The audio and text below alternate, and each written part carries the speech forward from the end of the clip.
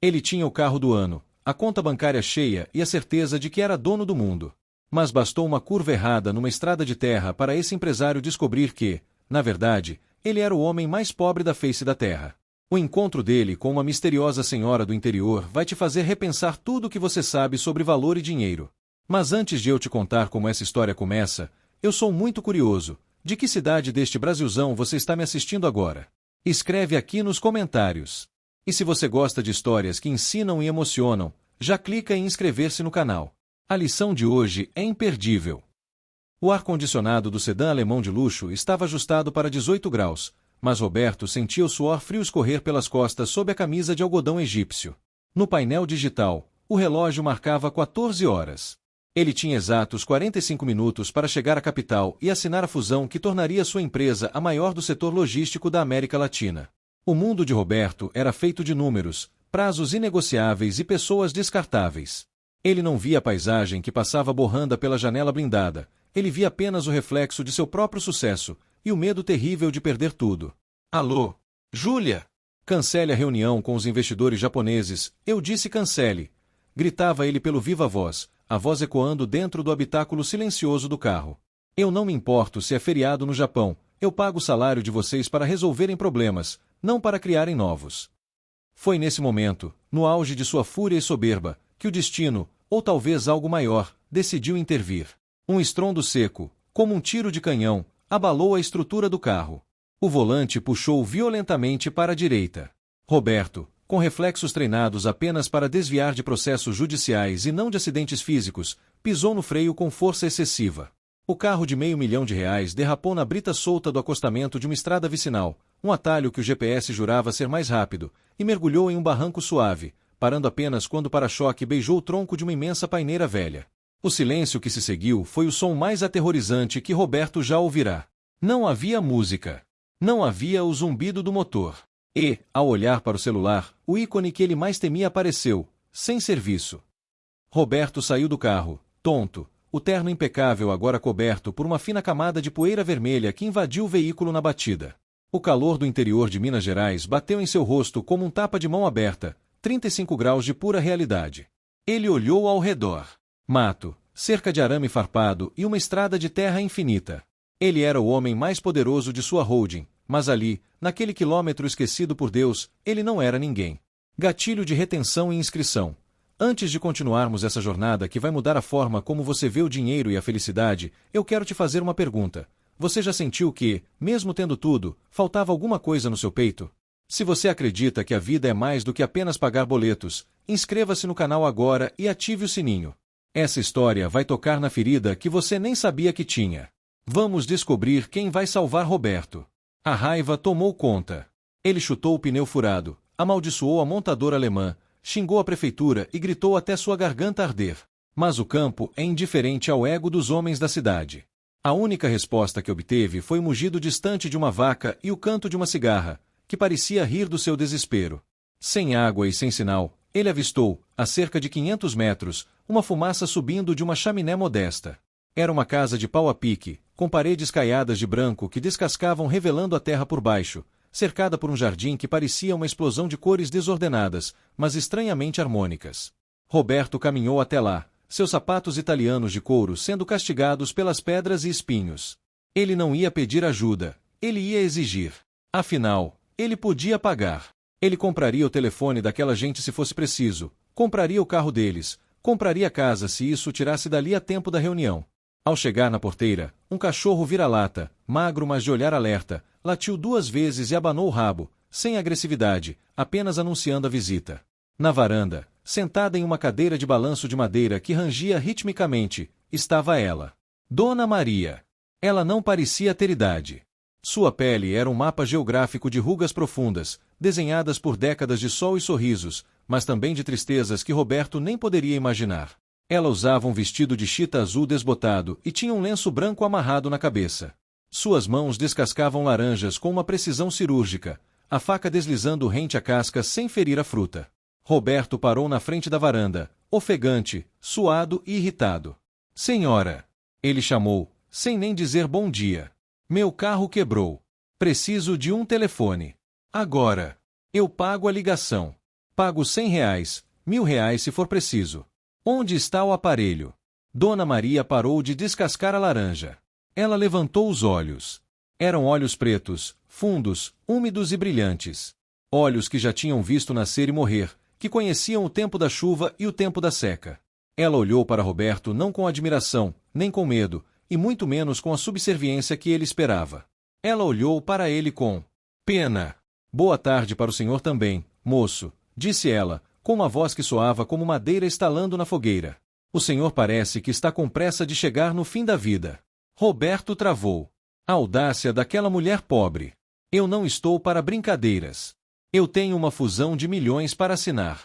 A senhora não tem noção de quem eu sou? Eu sei quem o senhor é, respondeu ela calmamente, voltando a descascar a laranja.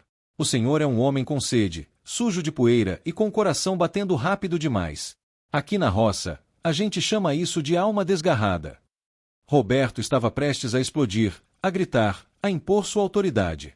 Mas então, Dona Maria fez algo que desarmou todo o arsenal corporativo dele. Ela apontou a faca para um banco de madeira tosco ao lado dela. Senta. Telefone aqui não pega, graças a Deus. O único sinal que a gente tem é o do galo de manhã e o do grilo de noite. Mas tem café passado na hora e broa de milho. O senhor aceita? Ou o seu dinheiro compra tudo, menos a paz de sentar 5 minutos. Gancho de retenção final do bloco. Roberto, o homem que comandava 3.000 funcionários, sentiu as pernas tremerem. Não pelo cansaço, mas porque, pela primeira vez em 20 anos, alguém lhe disse não e ofereceu algo que ele não podia comprar.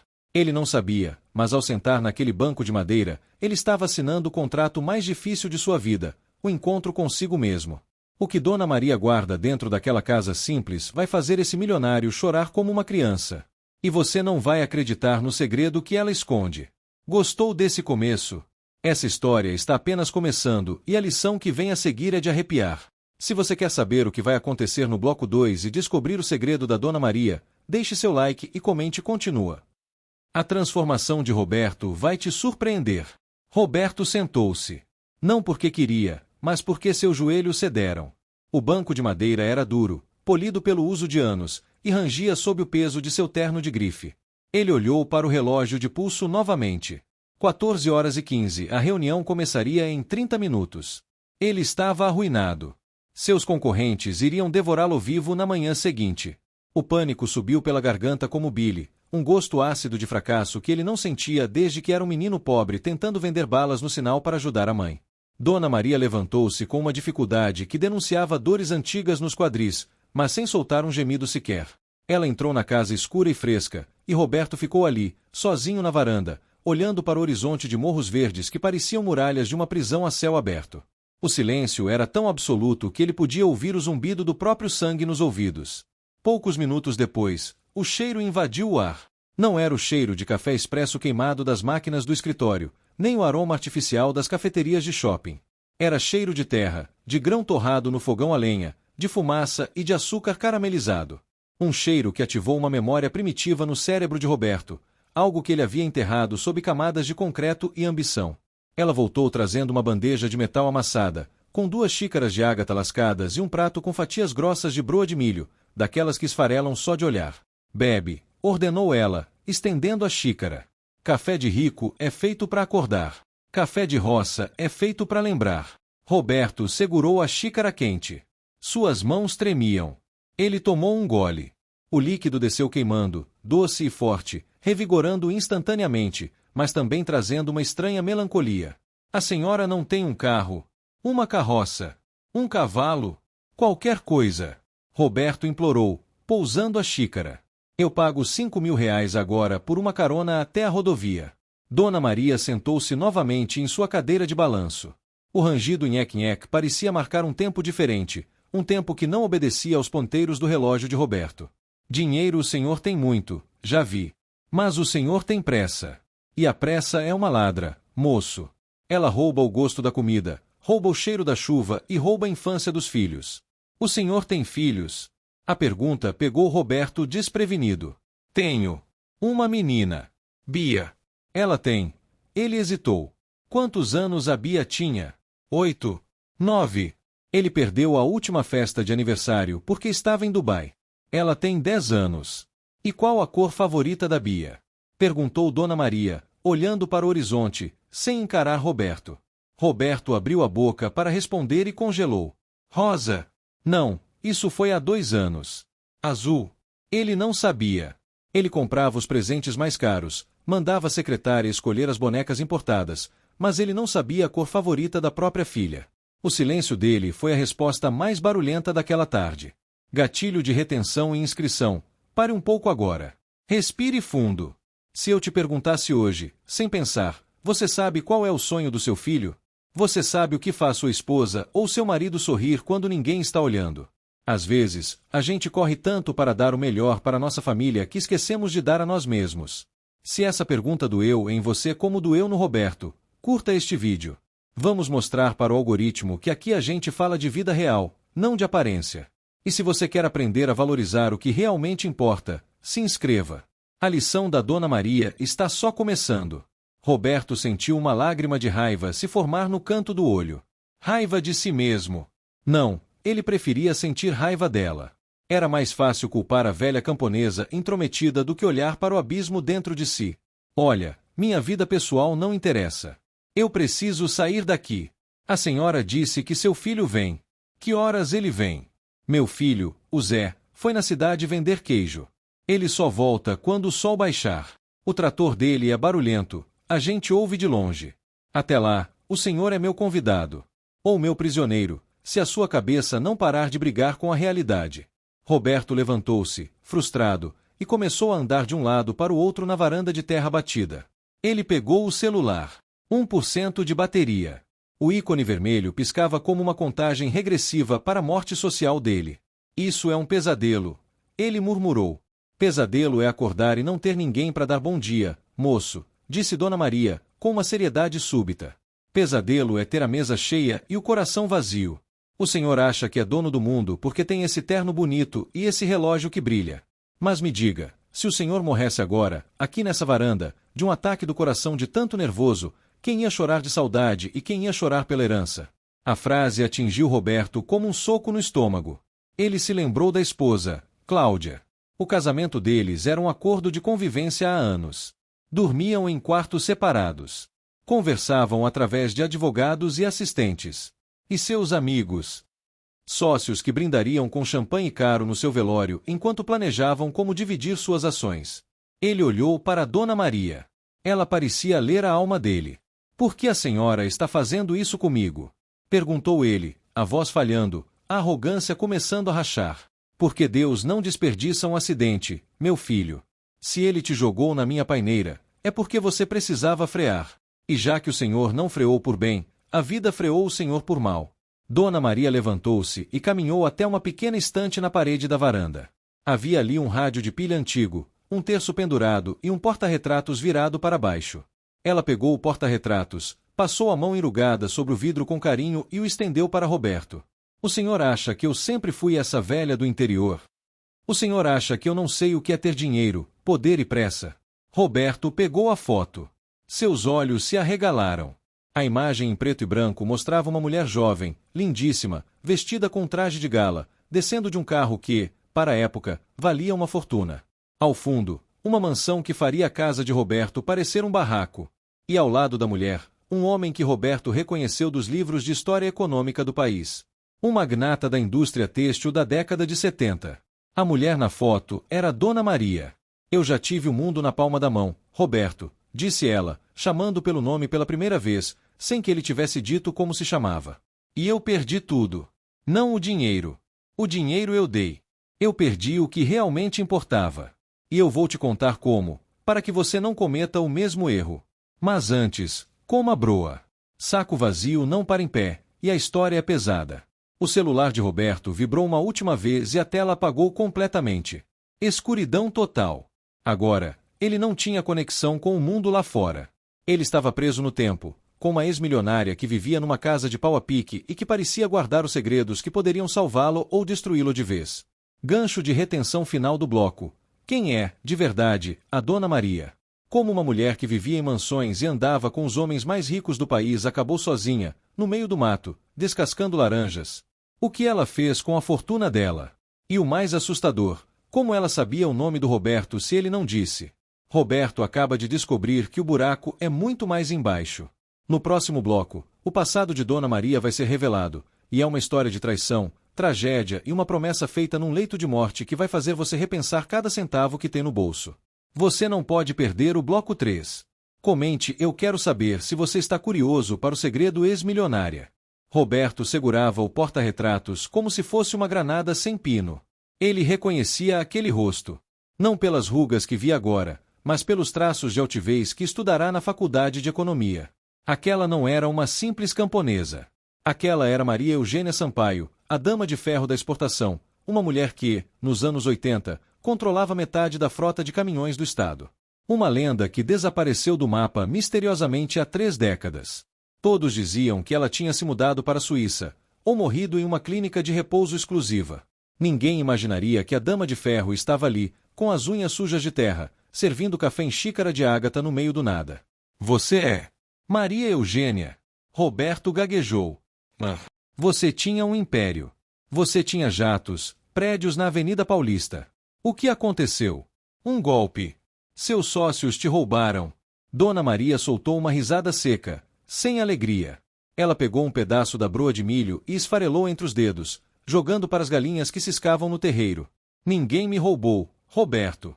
Ninguém consegue roubar quem já está vazio por dentro. Eu não perdi meu dinheiro. Eu me livrei dele. Porque ele estava queimando a minha pele. Roberto sentou-se novamente, agora com uma curiosidade mórbida que superava sua pressa. Ninguém se livra de fortunas, Dona Maria. Isso é contra a natureza. O objetivo do jogo é acumular. Quem tem mais, ganha. Ganha o quê? Ela retrucou, virando-se bruscamente para ele. Seus olhos brilharam com uma ferocidade antiga. Ganha um caixão de mogno mais caro. Ganha bajuladores que cospem no seu túmulo assim que você vira as costas. Deixa eu te contar uma história, seu moço apressado. A história da mansão de cinzas. Ela começou a falar, e a voz dela parecia transportar Roberto para outra época. Eu era pior que você. Você grita com seus funcionários pelo telefone. Eu demitia pais de família na véspera de Natal porque os números não batiam. Eu construí uma casa. Ah, Roberto, não era uma casa. Era um palácio. 40 cômodos. Lustres de cristal que custavam o preço dessa roça inteira. Eu tinha um marido, o Alberto. Um homem bom, pacato, que só queria plantar orquídeas e ver o filho crescer. E eu tinha o Zé, meu menino. Dona Maria fez uma pausa, olhando para as próprias mãos calejadas. Eu viajava 300 dias por ano. Quando eu estava em casa, estava dando festas para governadores, empresários, gente que comia da minha comida e falava mal de mim na saída. Alberto me implorava, Maria, para. A gente já tem dinheiro para 10 gerações. Vamos viver. E eu respondia, você pensa pequeno, Alberto. Eu estou construindo um legado. Legado, sussurrou Roberto.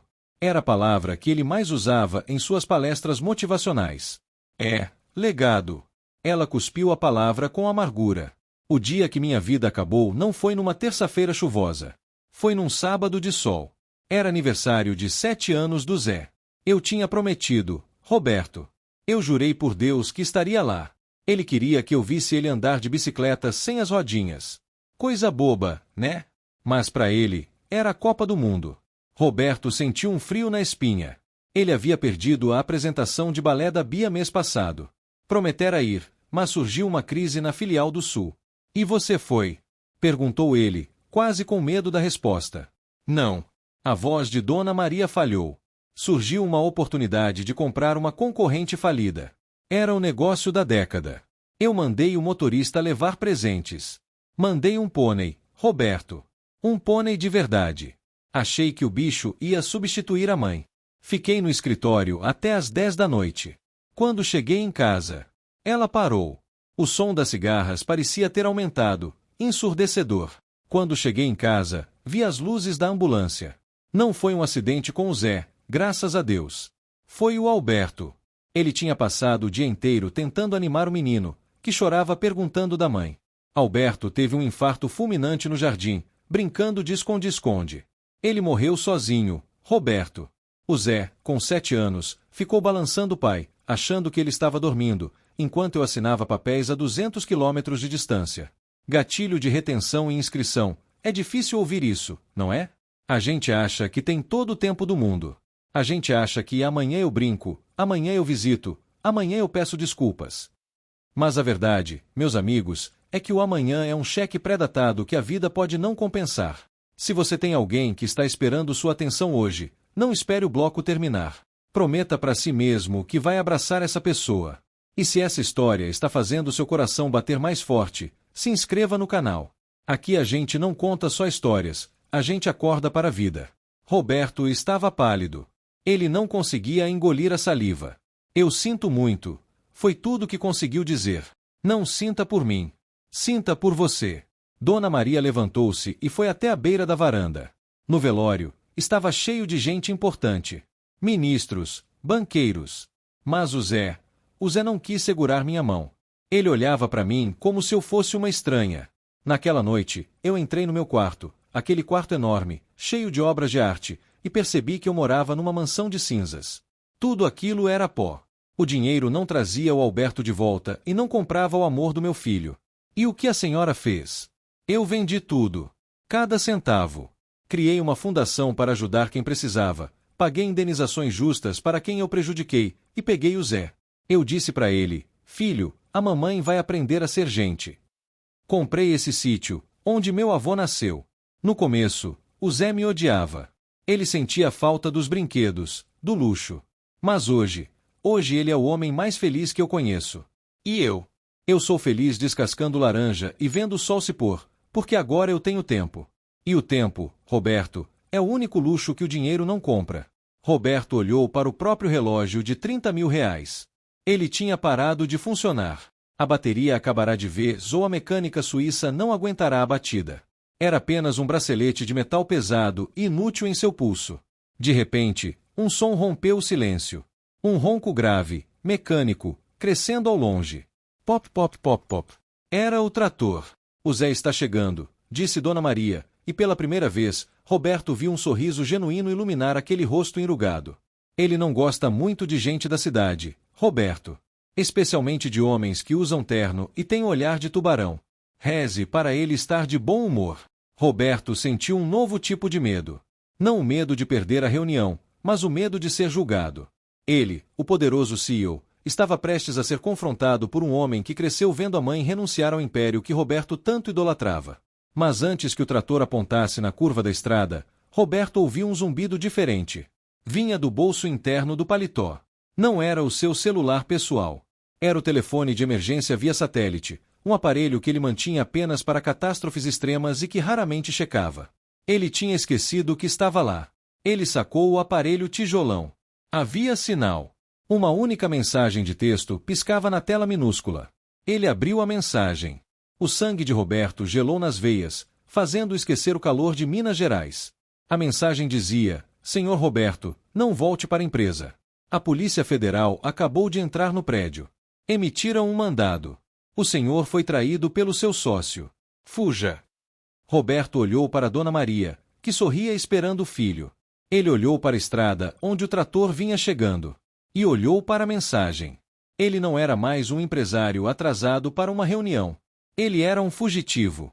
O mundo de Roberto acabou de desmoronar. A reunião que ele tanto queria chegar era, na verdade, uma armadilha que o levaria direto para a prisão.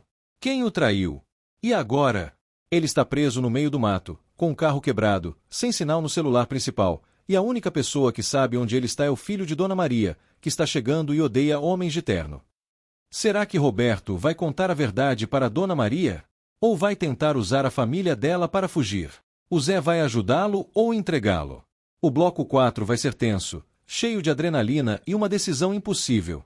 Se você quer ver o circo pegar fogo, digite fuga nos comentários e deixe seu like. O som do trator era como um trovão que não cessava.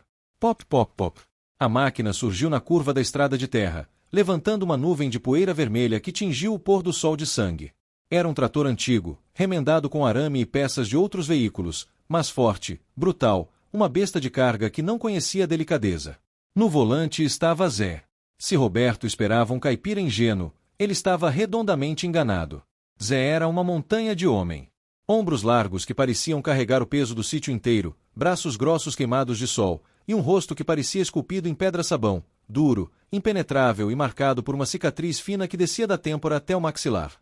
Ele usava um chapéu de palha velho e uma camisa suja de graxa e terra. Roberto escondeu o telefone via satélite no bolso interno do paletó com mãos trêmulas. O suor agora ensopava sua camisa, não pelo calor, mas pelo terror gelado que a mensagem de texto havia injetado em suas veias.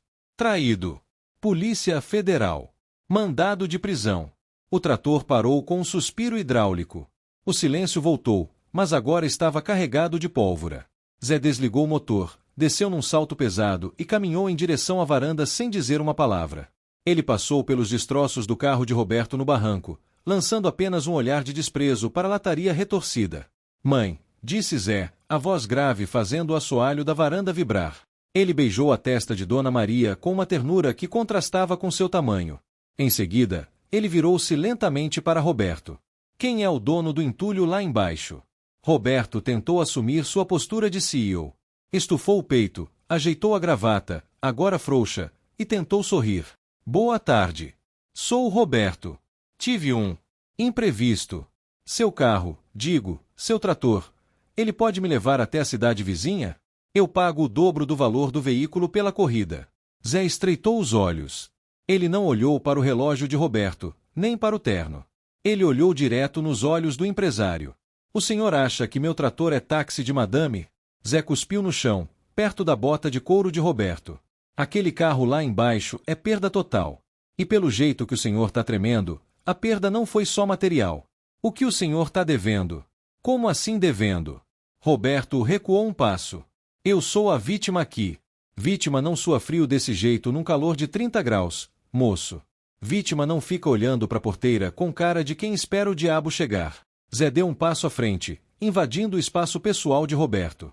Minha mãe tem coração mole, ela dá café para qualquer alma penada. Mas eu não. Eu sinto cheiro de problema de longe. E o senhor fede a problema. Gatilho de retenção e inscrição. Zé tem aquele faro que a gente só adquire apanhando da vida, não é? Aquele instinto que diz quando alguém está mentindo. Você conhece alguém assim, que lê as pessoas só pelo olhar? Ou você é essa pessoa? Se você valoriza a sinceridade acima de tudo, já deixa o like. O Roberto está encurralado entre a cruz e a espada, e o que vai acontecer agora vai provar que dinheiro não compra caráter. Dona Maria, que até então observava em silêncio, pigarreou. José, modos. O moço está ferido. A alma dele está ferida. A alma dele está suja, mãe. Zé retrucou, sem tirar os olhos de Roberto. Olha para ele. Ele não quer ajuda para consertar o carro. Ele quer fugir.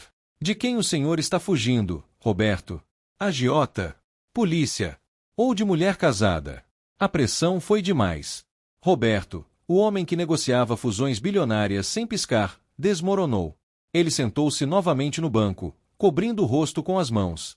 A imagem da Polícia Federal invadindo seu escritório, levando seus computadores, a humilhação pública, a traição de seu sócio, Ricardo, seu melhor amigo de faculdade, o padrinho de sua filha.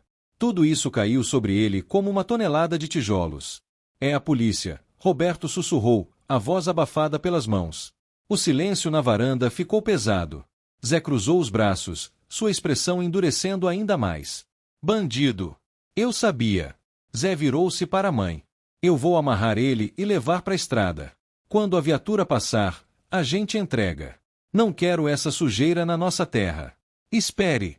Gritou Roberto, levantando-se desesperado. Ele sacou o telefone via satélite e mostrou a mensagem para Zé. Eu não fiz nada. Eu juro. Foi meu sócio. Ricardo. Ele desviou o dinheiro, ele fez as manobras fiscais, eu só assinava. Eu confiava nele. Ele armou para mim para ficar com a empresa inteira. Zé leu a mensagem na tela pequena. Ele leu devagar, saboreando cada palavra. Depois olhou para Roberto. Eu só assinava. Zé repetiu com escárnio. É sempre assim. O rico nunca sabe de nada. A caneta é de ouro, mas a mão é de cera. O senhor assinou, o senhor concordou. Se não leu, é burro. Se leu e assinou, é cúmplice. De qualquer jeito, não é problema meu. Zé avançou para pegar Roberto pelo braço. Roberto era um homem de escritório. Contra a força bruta de Zé, ele seria como um boneco de pano. Por favor, Roberto implorou, lágrimas de verdade escorrendo agora, misturadas com a poeira. Eu tenho uma filha. A Bia. Se eu for preso agora, eu nunca mais vou ver minha menina crescer. O Ricardo vai ganhar. O mal vai vencer. Vocês parecem pessoas de Deus. Não deixem a injustiça acontecer. A mão de Zé parou no ar, a centímetros do ombro de Roberto. A menção à filha tocou numa ferida. Mas foi a voz de Dona Maria que parou o tempo. José. Ela disse, com a autoridade da antiga dama de ferro. Abaixa essa mão. Mãe, ele é procurado. Se a gente esconder ele, a gente vira cúmplice. A senhora quer perder o sítio? Quer voltar para aquela vida de desgraça? Eu não quero voltar para a vida de desgraça, meu filho. Mas também não quero ser juíza. Dona Maria caminhou até Roberto e pegou o queixo dele, levantando seu rosto. Ela olhou no fundo dos olhos dele, procurando a verdade. Roberto, olhe para mim. Não minta para uma velha que já viu o diabo de perto. Você roubou? Não, Roberto soluçou. Eu fui arrogante. Eu fui cego. Eu fui ganancioso. Mas eu não roubei. Eu trabalhei cada dia da minha vida. Dona Maria sustentou o olhar por longos segundos. Parecia que ela estava pesando a alma dele numa balança invisível. Zé, disse ela, sem desviar o olhar de Roberto. Lembra quando seu pai morreu? Lembra quem eram os homens da lei que vieram aqui cobrar as dívidas que não existiam? Lembra quem eram os amigos que viraram as costas? Às vezes, meu filho, a lei dos homens é torta. E a justiça de Deus escreve certo por linhas tortas. Mãe, Zé suspirou, frustrado, passando a mão no rosto. A senhora vai se arrepender disso. Talvez. Mas eu prefiro me arrepender de ajudar um pecador do que de entregar um inocente para os lobos. Nesse momento, um som cortou o ar. Diferente do trator. Era um som rítmico, vindo do céu. Tuk tuk tuk tuk. Roberto congelou. Ele conhecia aquele som. Era um helicóptero. E longe, na estrada, o som agudo de sirenes começou a crescer. Eles me acharam, Roberto sussurrou, o pânico embranquecendo seus lábios. O GPS do carro, o rastreador do celular. Eles sabem que eu estou aqui. Zé olhou para o céu, depois para a estrada. O instinto protetor falou mais alto que o desprezo. Aquele sítio era o santuário dele. Ninguém, nem polícia, nem bandido, entrava ali sem permissão. Maldição, praguejou Zé. Ele agarrou Roberto pelo colarinho, mas desta vez não para bater.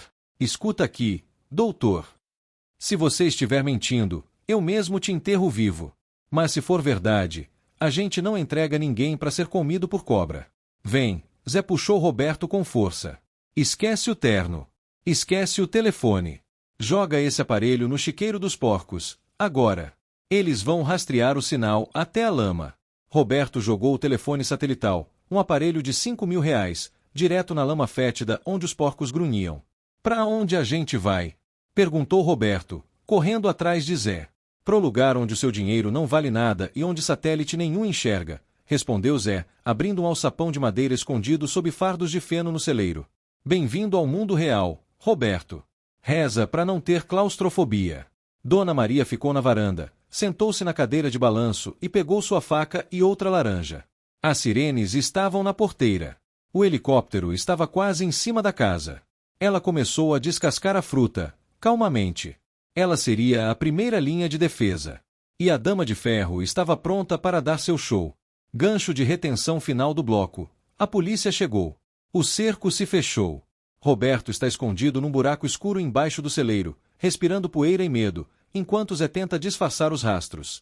Mas lá fora, Dona Maria, uma senhora de aparência frágil, vai ter que encarar a Polícia Federal sozinha. Será que eles vão reconhecê-la como a ex-magnata desaparecida? Será que ela vai conseguir mentir olhando nos olhos da lei? Roberto está prestes a ouvir, lá do seu esconderijo, algo que vai mudar toda a história. O delegado que está batendo na porta tem uma voz familiar. Uma voz que Roberto conhece muito bem. Quem será?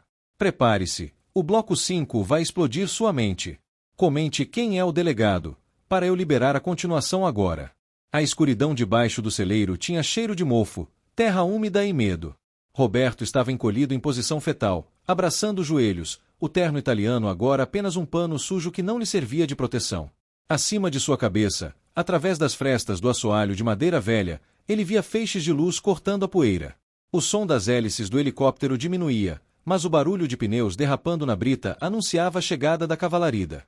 Portas de carros bateram com força. Vozes alteradas. Botas pesadas pisando na varanda, fazendo poeira cair sobre os olhos de Roberto. Dona! Gritou uma voz.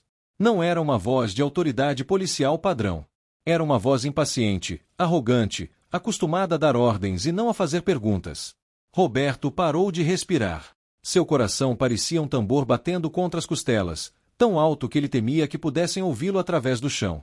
Ele conhecia aquela voz. Era Ricardo. Seu sócio. Seu padrinho de casamento.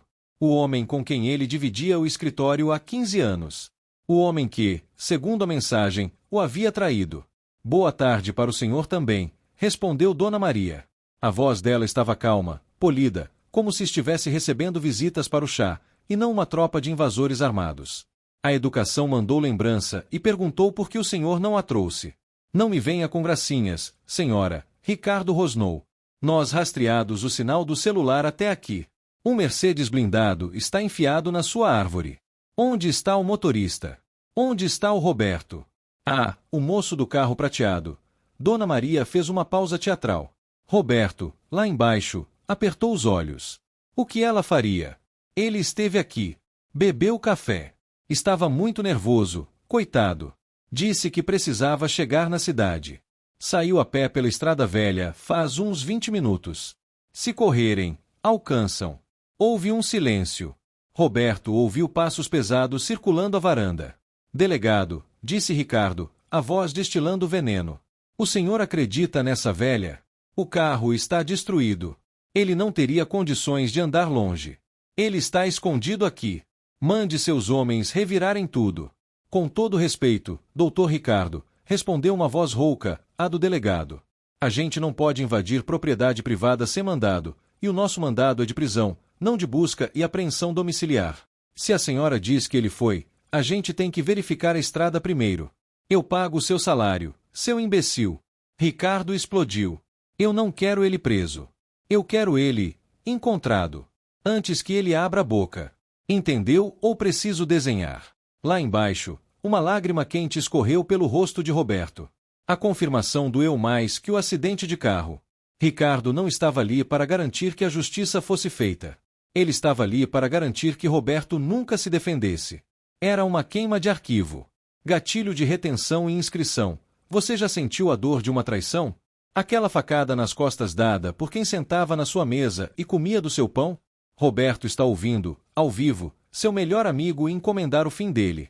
O mundo corporativo é uma selva, mas a selva de verdade, onde Dona Maria reina, tem regras diferentes. Se você quer ver a justiça divina agir contra esse traidor, deixe seu like agora. Vamos mostrar que o bem ainda vence o mal, nem que seja na base da esperteza. Na varanda, o clima esquentou. Ricardo deu um passo em direção a Dona Maria. Escuta aqui, vovó. Eu sei que a senhora está escondendo ele. Eu vejo nos seus olhos. O Roberto é um covarde. Ele não andaria no mato. Quanto a senhora quer? 10 mil. 20 mil. Eu tenho dinheiro vivo no carro. Me entrega o Roberto e a senhora reforma esse barraco caindo aos pedaços.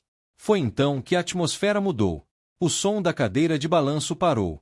Dona Maria levantou-se. Não como uma senhora doente, mas com a postura da Maria Eugênia Sampaio de 30 anos atrás. Doutor Ricardo, não é? A voz dela gelou o ar, mais cortante que vento sul no inverno. O senhor acha que tudo tem preço porque o senhor se vendeu barato. O senhor olha para minha casa e vê cacos. Eu olho e vejo um lar. Coisa que o senhor, com todo esse dinheiro no bolso e esse ódio no coração, nunca vai ter. Sua velha atrevida. Ricardo avançou, levantando a mão. Tenta. A voz de Zé trovejou vinda da lateral da casa. Zé apareceu segurando uma foice, suja de capim, mas afiada o suficiente para fazer a luz do sol refletir no metal. Ele não estava gritando. Ele estava mortalmente calmo. Levanta a mão para minha mãe, e eu te prometo que você volta para a cidade precisando de alguém para limpar sua bunda pro resto da vida. Os policiais levaram as mãos aos coldres. A tensão era palpável. Um movimento errado e seria um banho de sangue. Dona Maria levantou a mão, parando o filho. Calma, Zé. O doutor Ricardo já estava de saída. Ele percebeu que o dinheiro dele aqui vale menos que esterco de vaca. Esterco pelo menos serve para adubar a terra. O dinheiro dele só serve para sujar a mão. Ricardo olhou para Zé, para a foice, e para os olhos destemidos de Dona Maria. Ele recuou. Covardes só são valentes quando têm certeza da vitória. Diante daquela muralha de dignidade, ele fraquejou. Vamos revistar a estrada, ordenou Ricardo, ajeitando o terno, tentando recuperar a dignidade. Mas eu vou deixar uma viatura na porteira. Se o Roberto aparecer aqui, ele é meu. E senhora, reze para eu não descobrir que está mentindo. Acidentes acontecem em casas velhas de madeira. O fogo pega muito rápido. A ameaça pairou no ar. Ricardo virou as costas e caminhou para o carro. Vamos! Gritou ele para os policiais. Os carros manobraram e saíram cantando pneu, levantando poeira novamente. O som dos motores foi diminuindo até sumir na estrada. O silêncio voltou ao sítio, mas agora era um silêncio trêmulo. Dona Maria caiu sentada na cadeira, as mãos tremendo levemente. Zé correu para ampará-la. Mãe, a senhora está bem? Estou, meu filho. Estou. Ela respirou fundo. Só não gosto de lidar com gente que tem a alma podre. O cheiro demora a sair. Zé foi até o celeiro e bateu 3 vezes no chão com o cabo da foice. Pode sair, fugitivo.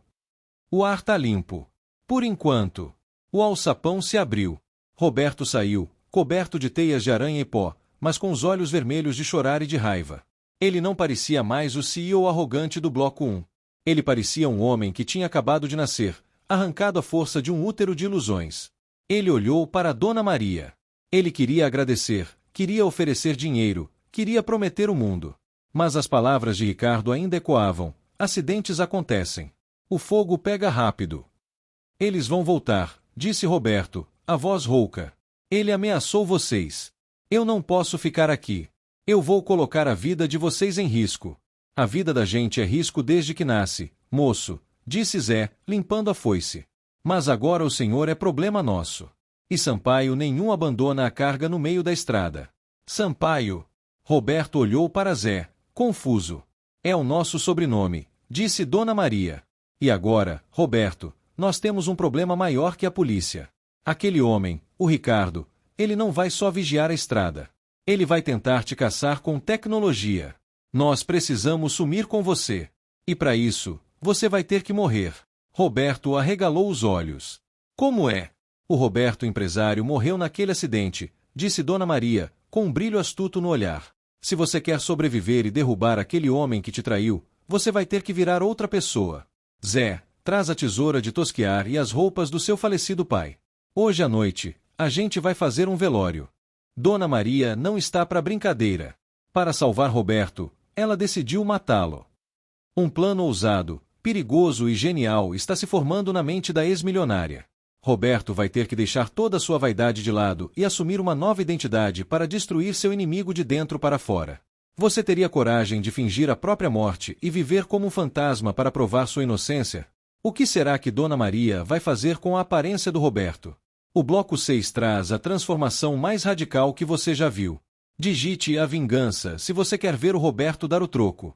A noite caiu sobre o sítio com um peso que Roberto desconhecia na cidade. Na capital, a noite era laranja, iluminada por postes e letreiros de neon. Ali, a escuridão era absoluta, quebrada apenas pela chama amarela e trêmula de um lampião a querosene pendurado na varanda dos fundos. Roberto estava sentado num toco de madeira, no quintal, tremendo de frio e de choque. À sua frente, Zé afiava uma tesoura grande, daquelas usadas para tosquiar ovelhas ou cortar crina de cavalo. O som do metal raspando na pedra de amolar, arrepiava a espinha do empresário. O senhor tem certeza disso? Roberto perguntou, a voz sumindo. Dona Maria estava ao lado, segurando um espelho de mão antigo e uma pilha de roupas dobradas que cheiravam a naftalina e alfazema. Certeza quem tem é a morte, meu filho. Nós só temos escolhas. O Roberto CEO, o homem da capa de revista, é muito visível. Ele tem o cabelo penteado para trás com gel importado, a barba desenhada a laser e a pele de quem nunca tomou sol sem protetor fator 50. Esse homem é uma isca. E nós não queremos pescar tubarões, queremos nos esconder deles. Zé se aproximou. Ele não foi bruto, mas foi firme. Segurou a cabeça de Roberto com suas mãos grandes. Fecha o olho e segura o choro. Cabelo cresce. Vida, não. A tesoura entrou em ação. As mechas de cabelo, cuidadosamente cortadas em salões que cobravam R$ 300, começaram a cair na terra batida, misturando-se à poeira e ao esterco das galinhas. Roberto sentiu cada tesourada como se estivessem cortando um pedaço da sua identidade. Aquele cabelo era sua marca registrada. Era o seu capacete de guerra nas reuniões de diretoria. Quando Zé terminou, Roberto passou a mão na cabeça. Estava quase raspado, irregular, o couro cabeludo branco e sensível exposto ao ar da noite. Zé então pegou um sabão de cinzas, feito em casa, forte, capaz de tirar graxa de motor, e mandou Roberto lavar o rosto. Tira esse cheiro de perfume francês. Aqui, se você cheirar diferente do mato, os bichos estranham. E os homens maus também. Depois do banho de gato com água gelada da bica, Dona Maria estendeu as roupas. Eram calças de brim grosso, gastas nos joelhos, uma camisa de flanela xadrez que já vira dias melhores e um par de botas de couro cru, endurecidas pelo tempo. Eram do Alberto, disse ela, com a voz embargada. Ele usava isso para plantar. São roupas de homem que constrói, Roberto. Não de homem que destrói. Vista. Roberto vestiu-se. As roupas eram largas nos ombros, mas apertadas na cintura. O tecido pinicava. As botas eram pesadas como âncoras. Dona Maria então estendeu o espelho. Roberto olhou. Ele não se reconheceu. O homem no reflexo não era o Dr. Roberto Sampaio. Era um estranho. Um retirante. Um ninguém. O corte de cabelo mal feito, as olheiras profundas de cansaço, a barba por fazer e a roupa de trabalhador rural o transformaram completamente. Meu Deus! Ele sussurrou. Eu pareço um mendigo. Não, corrigiu Dona Maria, severa. Você parece um homem de verdade. Sem as máscaras. O que você vê aí é a única coisa que sobrou, você mesmo. E é com esse homem que vamos ter que trabalhar. Gatilho de retenção e inscrição. Olhar no espelho e não ver os títulos, os cargos e o saldo bancário é o teste mais difícil que existe. Quem é você quando tira o uniforme do trabalho?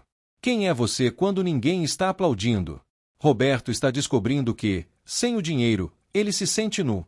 Mas mal sabe ele que essa roupa de mendigo vai ser a armadura mais forte que ele já usou. Se você acredita que o valor de um homem está no caráter e não na roupa, deixe seu like agora. Vamos ver se o novo Roberto aguenta o tranco. E agora? Perguntou Roberto, largando o espelho. Eu fico aqui escondido? Escondido? Zé soltou uma gargalhada rouca. Aqui quem não trabalha não come, primo.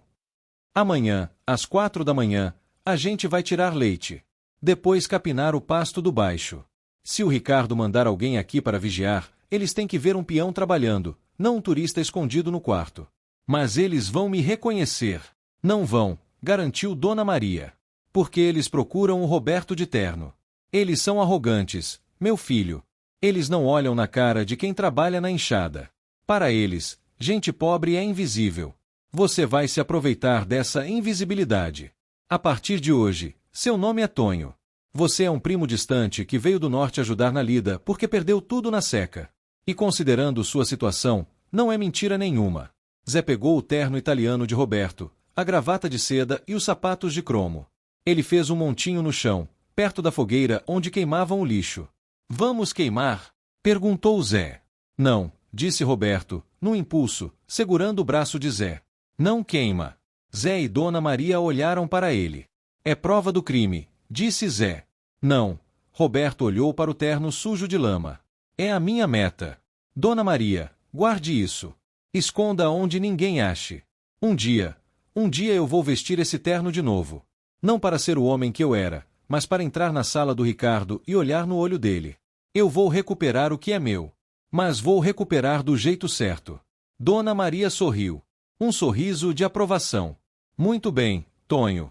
O orgulho é veneno, mas a dignidade é remédio. Zé, enterra o terno num baú de lata debaixo do assoalho do quarto dele. É o caixão do Dr. Roberto. Enquanto Zé levava as roupas antigas para o enterro, Roberto sentou-se na varanda. O céu estava cravejado de estrelas, uma quantidade infinita que ele nunca via da janela de sua cobertura triplex por causa da poluição luminosa. Ele sentiu uma dor aguda no estômago. Fome. Dona Maria trouxe um prato fundo de sopa de fubá com couve e um pedaço de queijo. Come. Amanhã o dia é longo. E Roberto? Ela tocou no ombro dele. Ou melhor, Tonho. O Ricardo achou que te destruiu jogando você na lama. Mas ele esqueceu que o milho, para crescer, precisa ser jogado na terra e coberto. Você não foi enterrado, meu filho. Você foi plantado.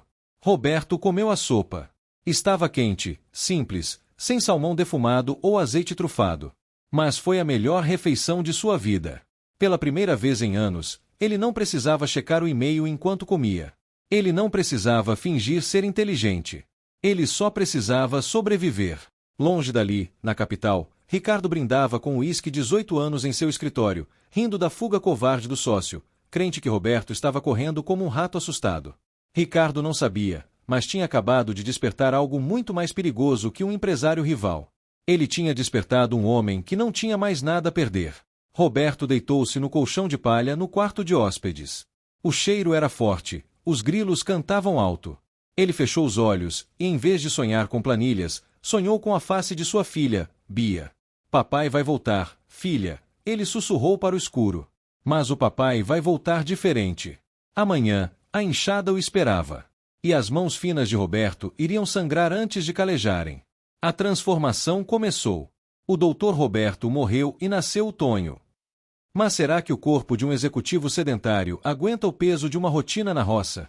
O primeiro dia de trabalho vai ser um desastre completo ou uma revelação? E tem mais. Enquanto Roberto aprende a ser gente, Ricardo começa a mexer os pauzinhos para tomar a guarda da filha de Roberto, a pequena Bia. A notícia vai chegar no sítio de um jeito devastador. O sangue de Roberto vai ferver. Você não vai acreditar no que ele vai tentar fazer no bloco 7. Prepare-se, porque o instinto de pai é mais forte que qualquer esconderijo. Comente Força Tonho para dar energia pro nosso herói. 4 da manhã. O galo cantou, mas para Roberto, parecia um despertador feito de arame farpado arranhando seus ouvidos. Seu corpo doía em lugares que ele nem sabia que existiam músculos.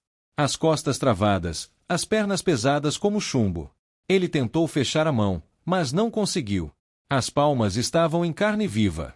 De pé, Tonho! Gritou Zé da porta do quarto, jogando uma bota enlameada perto da cama. A vaca não espera o Dondoca acordar. Se o Uber encher demais, ela adoece. Vamos! Roberto levantou-se, cambaleando. Nas primeiras semanas, ele chorava escondido no banheiro. Chorava de dor, de humilhação, de saudade do seu colchão de plumas de ganso.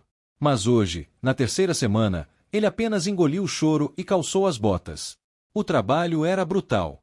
Capinar o mato alto sob o sol do meio-dia não era como a academia climatizada, onde ele corria 30 minutos na esteira assistindo série. Ali, a enxada era pesada. Cada golpe no chão reverberava nos ossos. Você segura o cabo como se fosse uma caneta, Zé zombou, observando Roberto golpear a terra sem jeito. A enxada é extensão do braço. Não briga com a terra, Tonho. Dança com ela. Se você bater com raiva, a terra bate de volta. Roberto parou, ofegante, o suor escorrendo nos olhos. Ele olhou para suas mãos. As bolhas tinham estourado de novo. Havia sangue no cabo de madeira. Sangue real. Eu não aguento mais, Zé. Eu sou um executivo, não um burro de carga. Você era um executivo, corrigiu Zé, sério. Agora você é um homem que precisa comer. E olha lá. Zé apontou para o horizonte. Tá vendo aquele milharal crescendo? Foi você que limpou o terreno. Tá vendo a cerca arrumada? Foi você que esticou o arame. Na cidade, o seu trabalho virava número numa tela que apagava quando acabava a luz. Aqui, o seu trabalho vira comida. Vira proteção. O sangue na sua mão é a prova de que você fez algo de verdade hoje. Roberto olhou para o campo limpo. Pela primeira vez, sentiu uma estranha satisfação. Não era o prazer efêmero de fechar um contrato. Era o orgulho sólido de ver o resultado. Gatilho de retenção e inscrição. Quantas vezes a gente chega em casa cansado do trabalho, mas sente que não fez nada de útil? A vida moderna nos desconectou do fruto do nosso esforço. Roberto está descobrindo que a dor do trabalho honesto cura a dor da alma vazia. Se você valoriza quem acorda cedo e batalha pelo pão de cada dia, deixe seu like. Vamos honrar o trabalhador brasileiro. Os dias viraram semanas. A pele branca de escritório de Roberto ficou bronzeada e curtida. A barriga de chope e jantares caros desapareceu, dando lugar a uma magreza resistente. A barba cresceu, falhada e grossa. Se Ricardo passasse por ele na rua agora, jogaria uma moeda, mas jamais o reconheceria. Mas a paz do campo estava prestes a ser estilhaçada. Era uma tarde de terça-feira. Zé tinha ido à cidade vender queijo e comprar mantimentos. Ele voltou mais cedo do que o costume, e o trator veio rasgando a estrada numa velocidade perigosa. Quando Zé desceu, ele não trazia apenas sacos de farinha. Ele trazia um jornal dobrado debaixo do braço e uma expressão de quem traz a morte. Roberto estava na varanda, ajudando Dona Maria a escolher feijão. "O que houve, Zé?" perguntou Dona Maria, sentindo a tensão do filho. Zé jogou o jornal em cima da mesa, na frente de Roberto. Página 5. Coluna social e notas judiciais. Roberto limpou as mãos na calça e pegou o papel. Seu coração começou a martelar. A manchete era pequena, mas para ele, era gritante. Caso Sampaio, sócio assume controle total e pede guarda da filha do empresário foragido.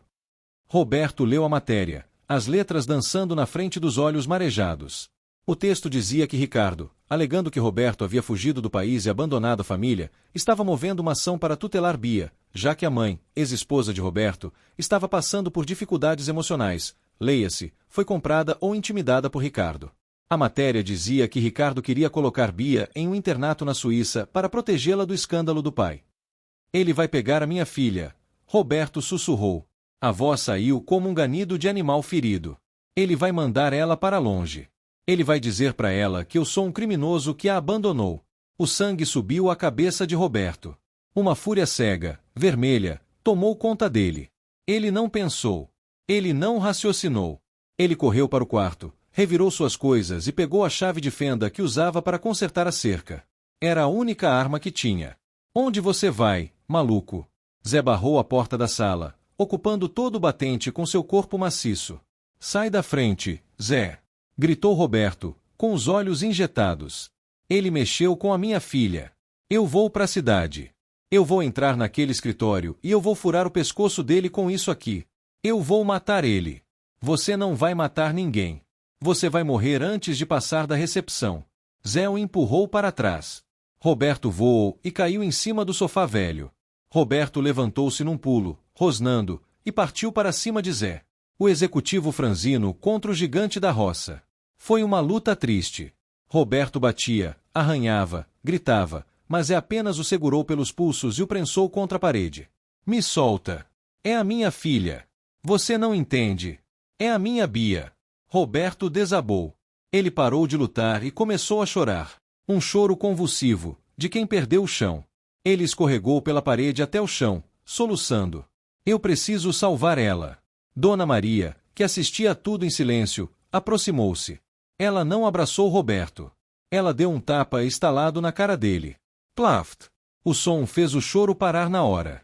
Roberto olhou para ela, atordoado. "Acorda!" disse ela, ríspida. "Homem que se preze não resolve problema com chilique. Você quer salvar sua filha ou quer dar o pretexto perfeito pro Ricardo te matar? Se você aparecer lá agora, com essa chave de fenda, você é o louco perigoso. A polícia te mata e o Ricardo sai de herói que salvou a menina do pai psicopata. É isso que você quer?" Roberto passou a mão no rosto, onde a mão de Dona Maria ardia. A dor física trouxe a lucidez de volta. "Ele vai levar ela para a Suíça, Dona Maria. Eu nunca mais vou ver ela." "Não vai", disse ela, firme. "Porque nós não vamos deixar. Mas nós não vamos jogar o jogo dele, Roberto. O Ricardo joga com dinheiro e influência. Nós vamos jogar com a verdade. E a verdade é uma semente que, quando brota, quebra até concreto." Ela puxou uma cadeira e sentou-se na frente dele. "Você disse que assinava tudo sem ler, não disse? Mas você disse também que guardava cópias de segurança num servidor privado, uma nuvem, não é isso?" "Sim. Mas a senha? Eu preciso do meu token bancário, do meu celular, que eu joguei nos porcos. Eu não tenho acesso a nada." "Você não tem", disse Zé, soltando os braços cruzados e revelando um sorriso de canto de boca. "Mas o Tonho não precisa de tecnologia. O Tonho tem amigos." Dona Maria sorriu. "Roberto, você lembra daquele favor que o prefeito da cidade vizinha me deve? Aquele de 30 anos atrás, quando eu paguei a cirurgia do filho dele." Roberto franziu a testa. "O que isso tem a ver?" "Tem a ver que político tem rabo preso, mas também tem gratidão se a gente souber cobrar. E tem a ver que o filho do prefeito hoje é o melhor hacker do estado." Se existe uma prova digital contra o Ricardo, a gente vai achar. Mas você vai ter que entrar na cova dos leões para pegar a chave. O que a senhora quer dizer? O hacker pode quebrar a senha, mas ele precisa de um acesso físico à rede interna da empresa por pelo menos 1 minuto para clonar o sinal, explicou Roberto, sua mente de CEO voltando a funcionar. Mas o prédio é uma fortaleza. Seguranças, câmeras, biometria. Exato, disse Dona Maria. O doutor Roberto jamais entraria lá. Mas o Tonho é só um entregador de verduras e queijos que vai levar a encomenda da semana para a cantina do prédio. Ninguém olha para a cara do entregador, lembra? Você disse que eles são invisíveis. Roberto sentiu um calafrio. O plano era suicida. Entrar no prédio onde ele era o dono, vestido de caipira, passar pela segurança que ele mesmo contratou e plugar um dispositivo na sala de servidores sem ser visto pelo homem que queria matá-lo. É a única chance, disse Roberto, levantando-se. O medo ainda estava lá, mas a fúria tinha virado combustível. Eu vou. Pela Bia. Então se prepara, disse Zé, batendo no ombro dele. Porque amanhã é dia de feira na capital. E o Tonho vai fazer a entrega mais perigosa da vida dele. A decisão foi tomada. É tudo ou nada. Roberto vai ter que invadir sua própria empresa, disfarçado de entregador humilde, para roubar as provas que podem destruir Ricardo e salvar sua filha. Um deslize, um olhar errado, e ele será preso ou morto. Mas ele não está sozinho. Ele tem a astúcia de Dona Maria, a força de Zé e o amor de pai no peito. O bloco 8 será o final épico dessa saga. Será que o Tonho consegue enganar a todos? Será que o Ricardo vai cair? E o encontro emocionante com a filha? Você não pode perder o desfecho. Digite Justiça e compartilhe agora se você quer ver o vilão pagar caro. O arranha-céu de vidro espelhado refletia o sol da manhã na capital. Era uma fortaleza de concreto e aço, o símbolo máximo do poder corporativo. Na entrada de serviço, uma fila de caminhões descarregava suprimentos. Entre eles, uma velha caminhonete rural, dirigida por Zé, parou. Roberto desceu do banco do carona. Ele usava um boné desbotado puxado até os olhos, a barba por fazer e carregava no ombro uma caixa pesada de madeira cheia de queijos e hortaliças. Ele caminhou até a portaria de serviço. O segurança, o mesmo que trabalhava ali há 10 anos e para quem Roberto nunca havia dado bom dia, nem sequer olhou no rosto dele. Entrega para a cantina do executivo, disse Roberto, engrossando a voz e imitando o sotaque do interior. Crachá de visitante. Passa na catraca e não demora. Elevador de carga tá quebrado, vai ter que subir pela escada até o terceiro e pegar o de serviço lá, resmungou o segurança, sem tirar os olhos do celular. Roberto pegou o crachá. A invisibilidade funcionava. O doutor Roberto jamais subiria escadas com uma caixa nas costas, mas o Tonho subiu 3 lances sem perder o fôlego. As semanas de inchada e leite haviam transformado seus pulmões e músculos. Ele entrou no elevador de serviço. O coração batia forte, mas suas mãos não tremiam mais. Ele apertou o botão do 40º andar. A cobertura. O ninho da cobra. Quando as portas se abriram, o cheiro de ar-condicionado e carpete limpo invadiu suas narinas. Era o cheiro da sua antiga vida. Ele caminhou pelos corredores. Viu sua antiga secretária, Júlia, correndo com papéis, estressada, gritando ao telefone exatamente como ele fazia. Ela passou por ele, esbarrou no ombro dele e nem pediu desculpas. Para ela, ele era apenas um móvel que se mexia. Roberto entrou na copa da diretoria. Depositou a caixa de verduras. Olhou ao redor. A sala do servidor ficava no final do corredor, ao lado da sala da presidência. Ele precisava de 30 segundos. Ele deslizou pelo corredor. A porta da presidência, sua antiga sala, estava entreaberta. Ele ouviu a voz de Ricardo. Sim, a menina vai para o internato amanhã. Eu não quero choro. Diga que o pai é um fugitivo e que eu sou o novo tutor legal. Assine os papéis, advogado. Eu quero o controle do fundo fiduciário dela hoje. A raiva queimou no peito de Roberto, mas ele se lembrou da voz de Dona Maria. A verdade é uma semente que quebra concreto. Ele não podia entrar lá e bater em Ricardo. Ele precisava da prova. Roberto chegou à porta do servidor. Trancada. Ele tirou do bolso um pequeno dispositivo eletrônico que o filho do prefeito havia lhe dado, um chupa-cabra digital. Ele encostou o aparelho na fechadura eletrônica. Luz vermelha. Luz vermelha. Luz verde. Clique. A porta abriu. Ele entrou, plugou o dispositivo na central e esperou. A barra de download na telinha minúscula começou a encher. 10%, 40%, 70%. De repente, a porta atrás dele se abriu. O que o entregador está fazendo aqui? A voz gelada de Ricardo encheu a sala pequena. Roberto não se virou. Ele viu o reflexo de Ricardo no vidro do rack de servidores. O download estava em 90%. Eu me perdi, patrão. Procurando o banheiro, disse Roberto, mantendo o sotaque. Mentira. Você não tem cheiro de quem se perde. Você tem cheiro de... Ricardo parou. Ele se aproximou, desconfiado. Vire-se. 95%. 98%. Roberto tirou o boné lentamente. Ele se virou. Ricardo recuou 2 passos, como se tivesse visto um fantasma.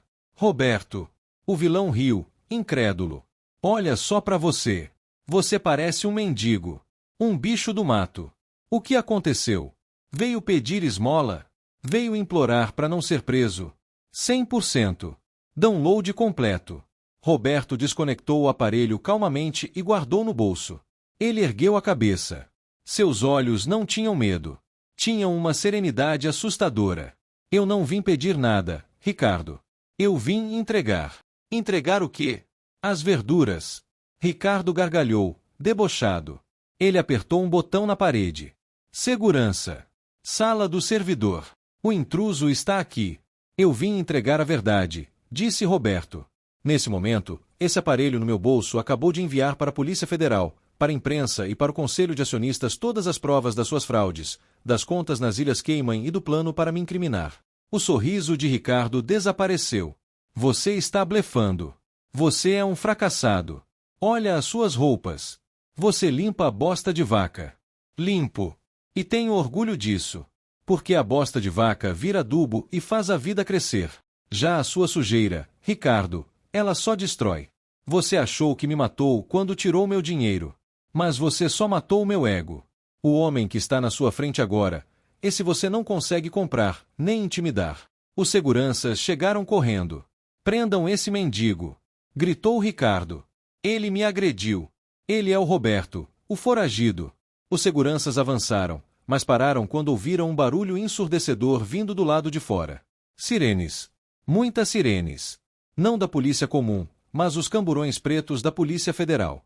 Eles não estavam ali por causa do chamado de Ricardo. Eles já estavam monitorando o download. A porta da sala da presidência se escancarou e o delegado, o mesmo que esteve no sítio, mas agora com um mandado diferente na mão, entrou. Ricardo Mendes, disse o delegado.